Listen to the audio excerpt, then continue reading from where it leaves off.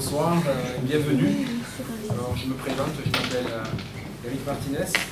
Je suis le patron du NEREIS, le bateau de l'Observatoire. Et je suis là pour vous présenter mon métier, voilà, les spécificités, voilà, tout ce que je fais quand je sors en mer pour prélever au niveau du laboratoire. Donc on est la première maille, le premier maillon de la chaîne de collecte, c'est-à-dire que les scientifiques, quand ils ont besoin de matériel, ils s'adressent à nous pour collecter des animaux, du plancton, du sable, des poissons, c'est divers et variés. Et voilà, donc on est là pour subvenir à leurs besoins, aussi bien pour la recherche que pour l'enseignement. Et on est là aussi pour apporter notre expertise au niveau des connaissances du milieu. On essaie de faire au mieux sans provoquer de dégâts sur le milieu. Bon, c'est dans l'air du temps, l'écologie, donc on essaie de faire voilà, du mieux qu'on puisse. Donc je vais vous présenter voilà, le bateau. Donc c'est le NEREIS, c'est un bateau océanographique qui mesure 14 mètres avec une puissance moteur de 400 chevaux.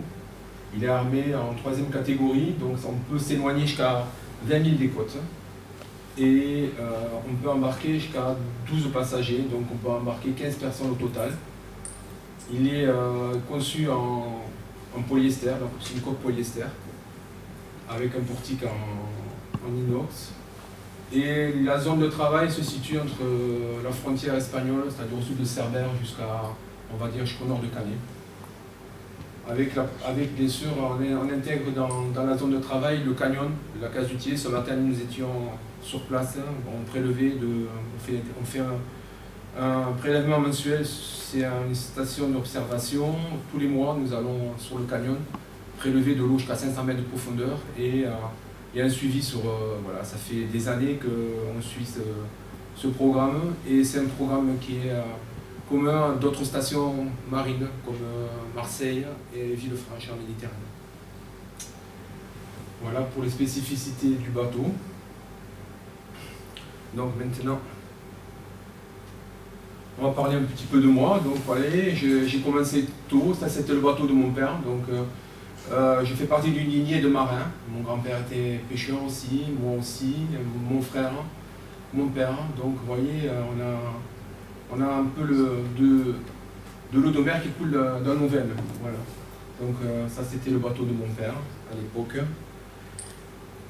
Et moi j'ai commencé à la pêche. Donc la pêche c'est le tronc commun des marins océanologues en général. Parce que les marins océanologues ont une faculté à s'adapter plus facilement que les marins du commerce. Les marins du commerce ont une spécificité, c'est-à-dire qu'ils sont affectés à la machine, ils sont affectés à la passerelle, ils sont affectés au pont. Et à la pêche, nous, on est multitâche, on peut aussi bien travailler sur le pont, sur la machine, tout ça. Et c'est vrai qu'au niveau du recrutement, au CNRS, à l'armement du CNRS, ils préfèrent avoir à embaucher des marins pêcheurs que des gens du commerce. Donc vous voyez, là c'était à l'époque quand j'étais sur un chalutier à Port-Vendre qui pêchait le poisson bleu, donc un chalutier pélagique. Voilà, c'était au début de ma carrière. Et c'est là où j'ai fait mes armes. Là je vais vous montrer une petite vidéo pour vous montrer. Voilà, ça c'était une pochée de sardines. Voilà.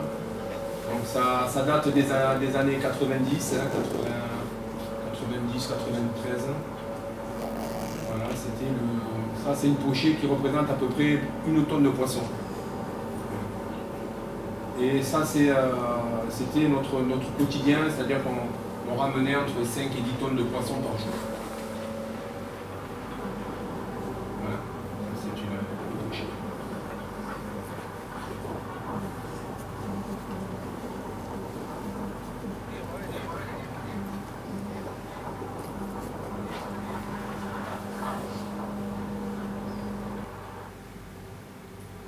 Voilà.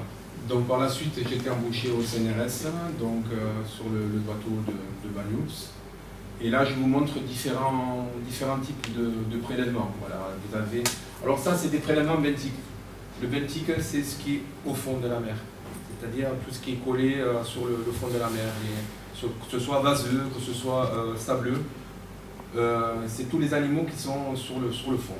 Il y a le benthique et le pélagique. Le pélagique, lui, c'est tout ce qui est dans la colonne d'eau. C'est-à-dire le plancton, les méduses, les poissons, souvent sont pélagiques. Et voilà, le benthique, c'est collé au fond. Là, vous avez une benne van vigne qui sert à récolter du sédiment. Et la benne sert surtout pour quantifier la densité d'animaux. Donc, comme elle a une surface bien définie, ils arrivent avec la quantité, avec la collecte d'animaux, à voir la densité d'animaux par rapport à une densité au mètre carré. Ça, par contre, ça c'est une benne charcot. Là, c'est pour récolter plus dans le volume. Là, il y a moins de quantification. Là, c'est plus, on collecte des animaux simplement pour avoir des animaux. Voilà, c'est pour avoir le maximum d'animaux. Voilà, ça c'est le benthique. Là, voilà, ça c'est un filet à plancton. Donc, pareil, là, on est sur du pélagique. Donc, là, on met le filet à plancton. On le jette à l'eau. En fonction du câble qu'on déroule, on a le filet qui peut se situer en surface, entre deux eaux, et même au fond. Et on peut adapter sur les filets, il y a des appareils qui peuvent nous indiquer en direct sur le bateau à quelle profondeur se situe le filet. On peut adapter aussi au niveau du filet des flowmetteurs, c'est-à-dire c'est un compteur qui calcule le volume d'eau qui passe à l'intérieur du filet, justement des fois pour quantifier le plancton. Alors une fois que le filet est remonté, on le rince, on le collecte, on le met dans des poches, et après ça part beaucoup pour l'enseignement, pour la pédagogie aussi, parce que le biodiversarium est preneur de ces échantillons, et puis pour la recherche. Voilà. Donc, et puis le plancton, c'est un facteur, comment dire, un marqueur de bonne santé de l'eau, parce que on se rend compte qu'en Méditerranée, il y a du plancton qui a disparu, et certaines espèces, comme la sardine par exemple, n'arrivent plus à grossir. Donc le plancton est un maillon très important, de toute manière c'est le premier maillon après de la chaîne alimentaire. Mais voilà, en Méditerranée déjà, on sait qu'il y a du plancton, il y a certaines espèces qui sont déficitaires et qui manquent, et à l'arrivée, ça fait que certaines espèces comme la sardine, le poisson bleu, qui ont presque disparu du golfe du Lion. C'est lié certainement au réchauffement climatique, et il y a aussi le fait d'une pollution aussi liée nous ici à Bagnous, on est dans le panache du Rhône, donc je pense aussi qu'il y a un problème de pollution aussi avec le Rhône. Alors là, on est dans les prélèvements d'eau, donc ça c'est une bouteille Niskin qui sert à prélever de l'eau à une profondeur définie. Alors elle est posée sur un câble, et quand on atteint la profondeur qu'on désire, on fait glisser un poids qui s'appelle messager. Le poids vient percuter la bouteille sur un percuteur, et la bouteille se ferme. Par exemple, ce matin, on a fermé des bouteilles à 500 mètres, et on remonte à la surface des bouteilles de 500 mètres. Elles sont complètement hermétiques après. Le prélèvement est hermétique, il n'y a aucun souci. Là, ça s'appelle une rosette. Alors là, c'est le même système, mais à part que là, c'est un appareil qui est complètement automatisé. Là, il y a 12 bouteilles avec une CTD. La CTD, ça sert à analyser les paramètres de l'eau, la profondeur, la salinité, la turbidité et la chlorophylle. Et là, c'est pareil, mais la seule différence, c'est que là, c'est commandé du bateau directement, et on peut fermer les bouteilles à différentes profondeurs. On peut l'envoyer, on peut fermer une bouteille à 500, une bouteille à 350 ou à 280. Peu importe, mais c'est un appareil qui sert, voilà, qui est complètement autonome et qui est relié avec un câble. Et par contre, le scientifique, lui, a l'information en direct, alors que là, c'est simplement justement de prélever de l'eau. Il n'y a pas cette complexité et puis cette précision qu'a sur la rosette.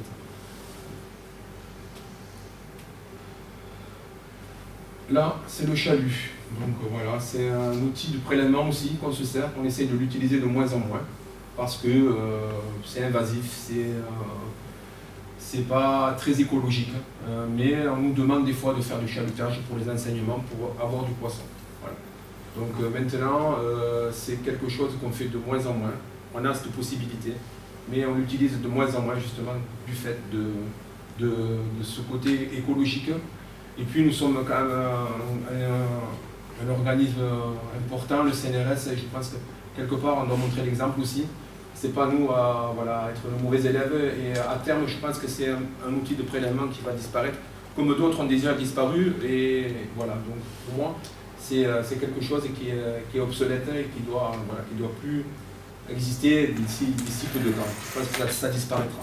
Ça existe encore pour la pêche quand même, non? Alors la pêche, pour vous en tant que prélèvement. Oui, mais pour nous ça existe, hein, les pêcheurs aussi, mais il y a une volonté européenne et politique à ce que les chalutages disparaissent. Alors il y a des sorties de flotte, il y a eu en Méditerranée, là, il y a eu 12 ou 13 bateaux qui sont sortis de flotte, c'est-à-dire que l'Union européenne rachète les bateaux, les envoie à la casse, c'est-à-dire qu'à Port-Mande, je ne sais pas si vous connaissez le bateau de Gabriel, là, le Maria Gabriel, qui va être détruit. Mais c'est une volonté politique, c'est-à-dire qu'ils estiment que maintenant le chalutage est quelque chose d'obsolète, voilà, qui est pas toxique dans le sens parce que il y a un problème aussi, c'est qu'il y a le côté alimentaire, c'est-à-dire que les poissonneries, ça existe, il faut qu'il y ait un moment que les gens mangent du poisson aussi, et tant qu'on n'a pas trouvé d'alternative à la pêche, et notamment au chalutage, on ne pourra pas complètement les discréditer et leur dire maintenant vous êtes plus les bienvenus. Donc il faut laisser un temps, c'est comme tout, il faut laisser un temps, et là maintenant ils sont en train d'éliminer les anciens bateaux qui étaient moins rentables, qui n'étaient pas vertueux, et ils gardent les bateaux qui sont les plus rentables et les plus vertueux.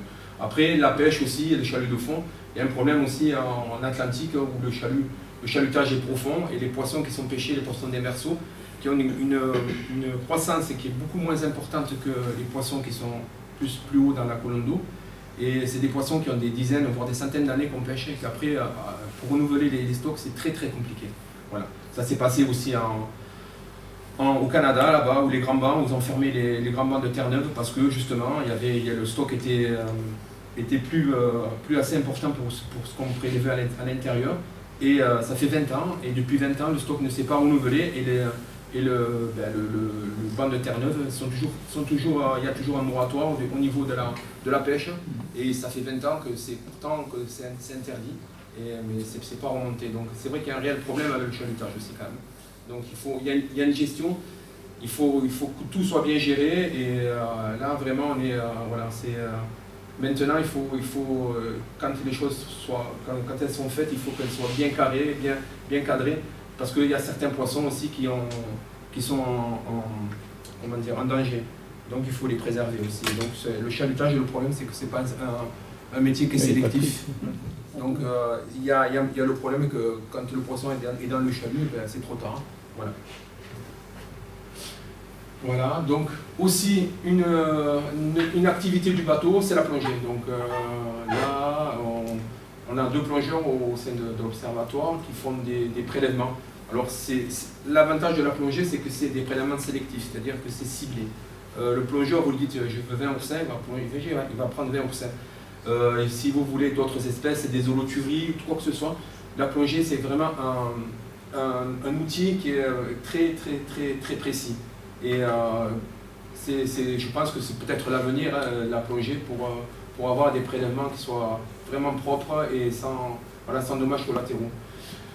Là vous voyez, ça c'est une station de fond qu'on a mis derrière la jetée qui relie jusqu'à la bouée, et on a installé la fibre. Donc sur la bouée, on a installé la fibre, comme chez vous, hein, comme la DSL, et la DSL, comme la fibre par contre, excusez-moi. Et voilà, donc ça a été mis à l'automne, et voilà, ça c'est des images au fond. Et si par exemple ils veulent installer plusieurs appareils là-bas sur la bouée, ils auront les données en direct, sans passer par le Wi-Fi, sans passer par quoi que ce soit. Ce sera la fibre, ils auront toutes les données en direct. Voilà, la plongée, c'est très important à mes yeux. Il y a les bouées instrumentées aussi, voilà. Donc là, ça c'est une bouée qui se trouve à Sola ou à Mola, ou à Canet. Alors là c'est pareil, là c'est des appareils qui sont autonomes, elles sont mouillées. Voilà, elles sont alimentées par les panneaux solaires. Par contre, il y a ici sur les mâts, il y a des CTD qui sont installés. On peut installer plein de choses sur ces bouées, il n'y a pas que des CTD. CTD, ça analyse l'eau, ça envoie, voilà. Et l'avantage de ça, c'est que c'est complètement autonome. Il y a aucun... Il y a un entretien quand même, parce que bon, on intervient souvent, il y a les chroniciens qui interviennent souvent. Il y a sur les mouillages, après il y a tout le fouling, là, voyez, là il y avait des tonnes de moules qui ont été embarquées, donc il y a quand même un entretien. Mais l'avantage de ça, c'est que ça fonctionne, quand ça fonctionne H24, et il n'y a pas d'intervention récurrente. Voilà. Et c'est bien parce que ça permet d'avoir des données sur un an, sur 2 ans, sur 10 ans. Voilà, en les entretenant, on arrive à avoir des données. Et il y a un réseau de bouées en France qui est en place. Et ces bouées, il y a un serveur et elles sont envoyées directement sur ce serveur. Et les scientifiques ont accès à ces données sans... Voilà, c'est gratuit en plus, je crois, et il n'y a pas de problème. Après... Voilà, ça c'est de temps en temps, voilà, ce qu'on a vu, ce qu'on a sur le bateau, le lever de soleil, voilà. Ça c'est, quand je dis à ma fille, c'est la vue de mon bureau, quand je suis sur le bateau. Des fois j'envoie des photos le matin, voilà, c'est pas désagréable. Des fois ça l'est, parce que des fois ça nous arrive de sortir un mauvais temps. Mais c'est quelque chose de... C'est une passion de toute manière, là où on n'a pas la mer. Et là, voilà, des fois aussi, ce qu'on arrive à voir, voilà. Ça c'est récemment aussi, voilà.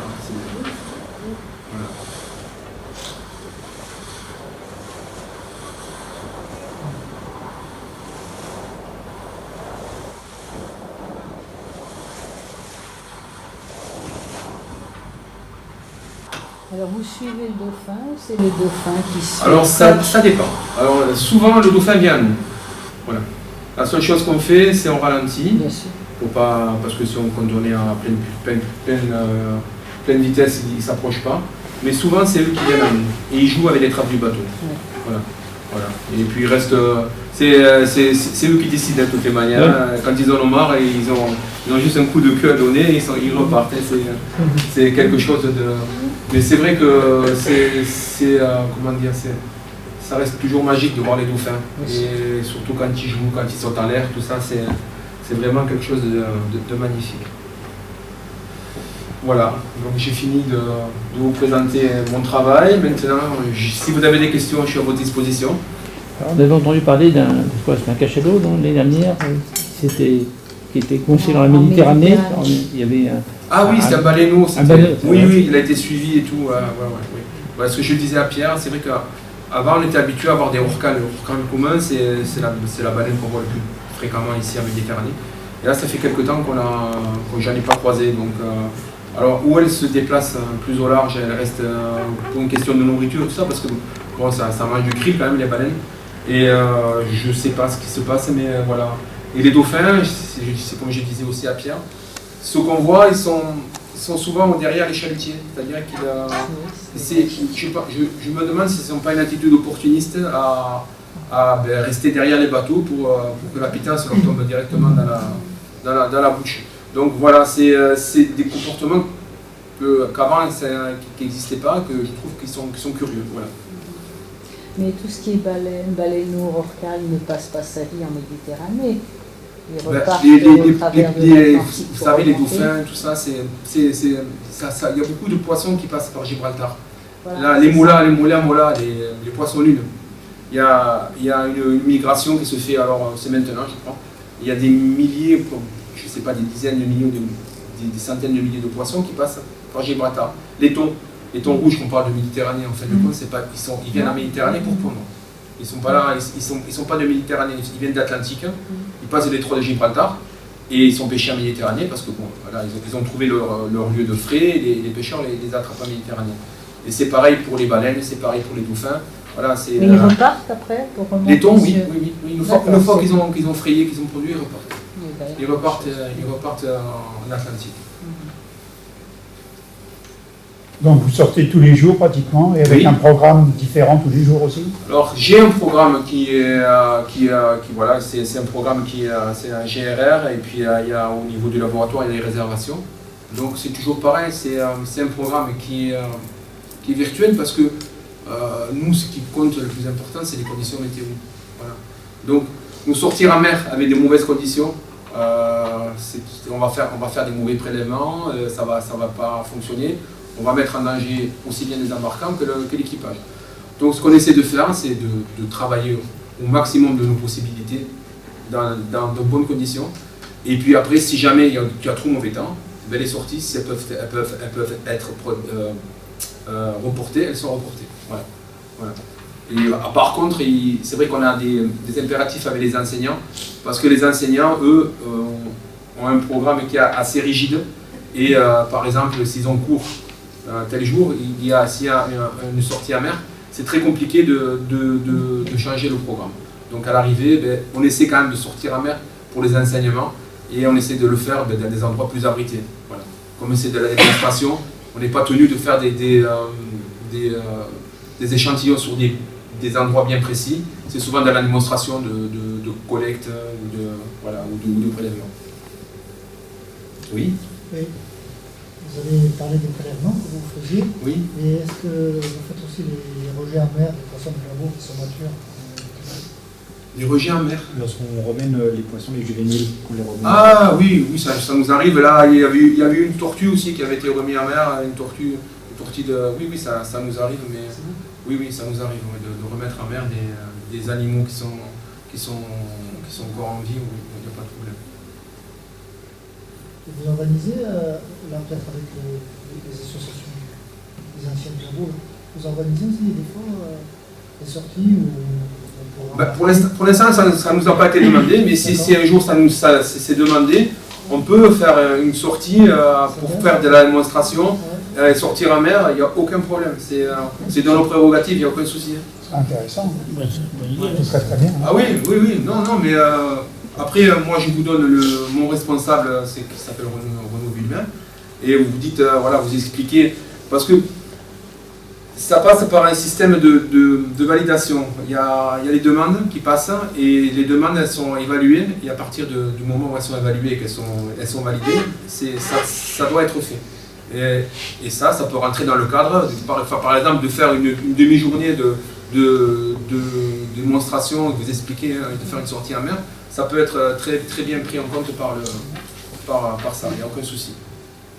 Ça va dans nos prérogatives. On est là pour montrer, pour expliquer, c'est notre but premier. Hein. Donc il y a un seul bateau pour toutes les activités. Alors il y a deux bateaux. Il y a un petit bateau qui est dédié qui est dédié à pratiquement qu'à la plongée. C'est le petit bateau qui est devant le Nereis, qui s'appelle le Rufi. Et puis le Nereis. Voilà. Après, il y a un souci de personnel aussi, c'est-à-dire que pour faire fonctionner les deux bateaux, il faudrait construire de plus. Et voilà, on a un petit problème là. Donc il y a un bateau qui est en demi-sommeil, on va dire. Voilà, du fait du manque de personnel.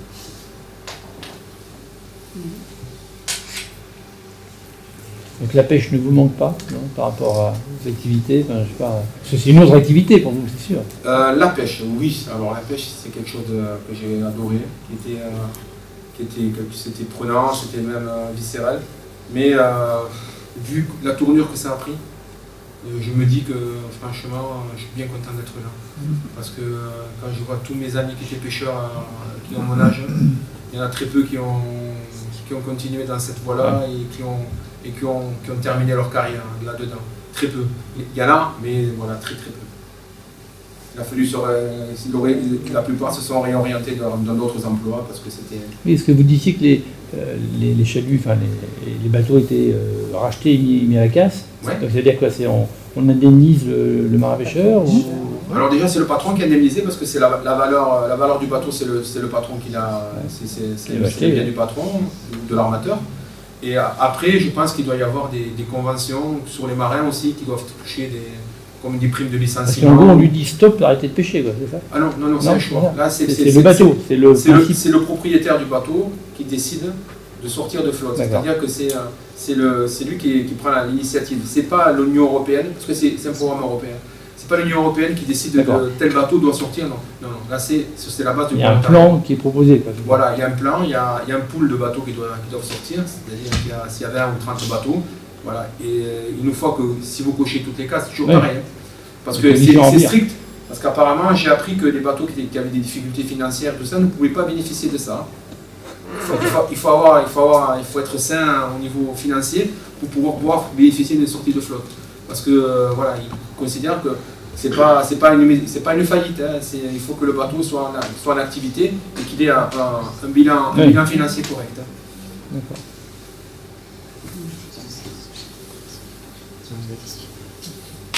Oui. Moi, je voulais te demander par rapport à l'effectif en fait de l'équipage, combien vous êtes également, ou dans le service entier du coup. On est sur le Nereis, le rôle d'équipage stipule qu'il faut qu'on soit 3 personnes au minimum, c'est-à-dire le patron, le mécanicien et un matelot. On peut monter à 4 et au total on est 4. Voilà. C'est-à-dire qu'on doit jongler avec les congés, la maladie et voilà, ça fait qu'on y a toujours une personne qui peut aller sur le Roufi ou sur la Nereis sans compter les congés et sans compter la maladie. Voilà. Au total. Et 2 plongeurs. Je compte les plongeurs aussi parce qu'on fait partie des moyens à la mer. Et voilà, je pense qu'on fait pas. C'est un service qui est commun. Donc on travaille vraiment en main dans la main avec les plongeurs aussi. Et vos plongeurs, ils descendent jusqu'à combien pour faire les prélèvements? Alors, le CNRS est autorisé jusqu'à 50 mètres. D'accord. Voilà.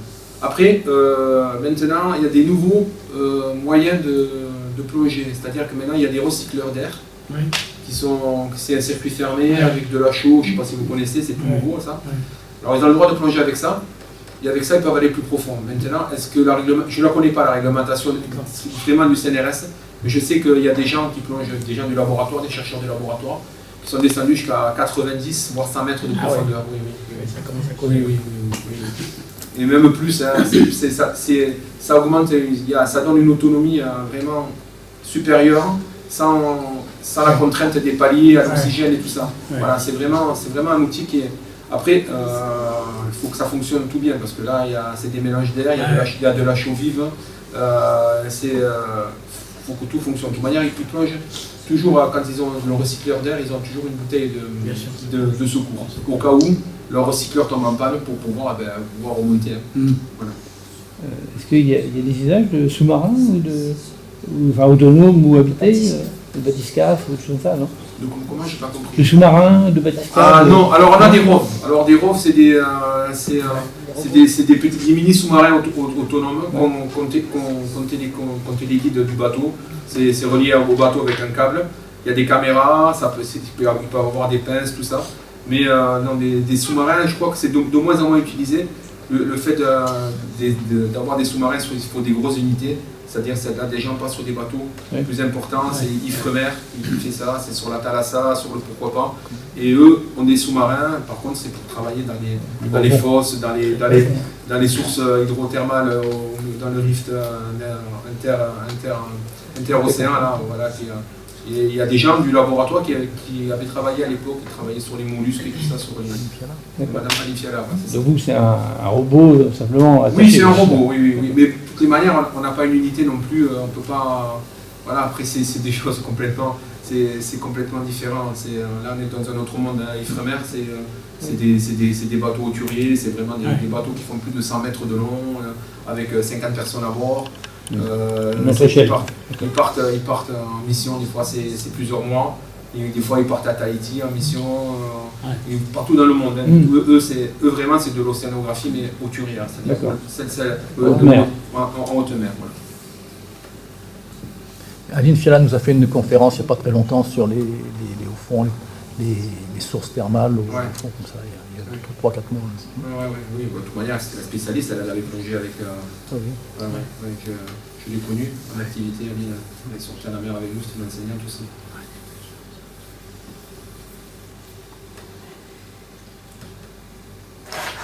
D'autres questions? Merci beaucoup. Merci beaucoup. Merci.